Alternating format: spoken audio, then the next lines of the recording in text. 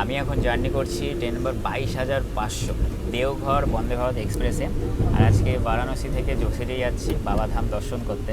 আর আমাদের ট্রেনটা just Pandit Deendayal Upadhyay junction থেকে ছাড়লো।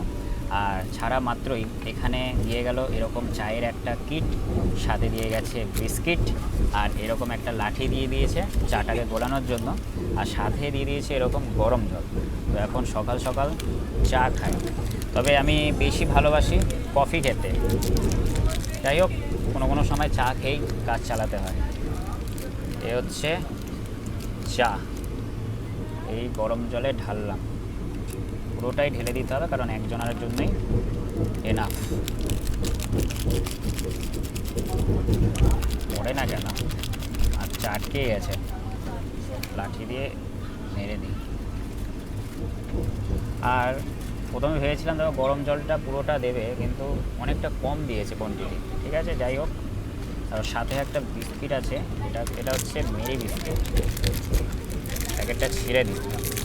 আর বাইরের ভিউটা কিন্তু ভীষণ সুন্দর। আচ্ছা, বিস্কিট দিয়েছে,